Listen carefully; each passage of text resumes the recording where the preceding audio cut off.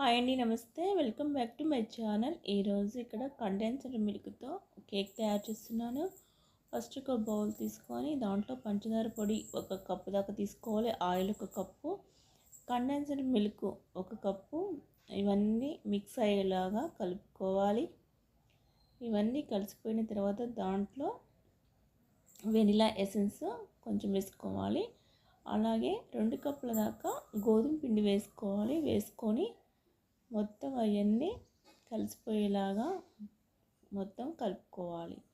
తర్వాత baking soda, baking powder, తర్వాత ఆ మిశ్రమం కొంచెం జారుగా వచ్చేదాకా పాలు పోసుకొని మొత్తం కలుపుకోవాలి.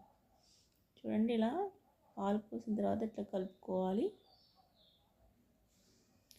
ఇలా మొత్తం ఇలా చూడండి, ఇలా వీడియోలో చూపించినట్టు ఇట్లా జారుగా అయ్యేలాగా కలుపుకోవాలి. తర్వాత కేక్ బౌల్ తీసుకొని కొంచెం ఆయిల్ వేసుకొని ఆయిల్ మొత్తం ప్యాన్కి స్ప్రెడ్ అయ్యేదాకా చేసి ఇలా కండెన్స్డ్ మిల్క్ మొత్తం ఇలా వేసేసుకోవాలి. ఆ మిశ్రమం వేసుకొని స్టవ్ ఆన్ చేసుకొని ప్యాన్ పెట్టుకొని దాంట్లో స్టాండ్ వేసి ఒక 10 నిమిషాలు వేడేదాకా ఉంచేసి ఈ కండెన్స్డ్ మిల్క్తో చేసిన మిశ్రమం పెట్టుకొని ఒక 30 మినిట్స్ ఇలా కేక్ అయ్యేదాకా చూసుకుంటే సరిపోతుంది. అంతే అండి, కండెన్స్డ్ మిల్క్తో కేక్ రెడీ.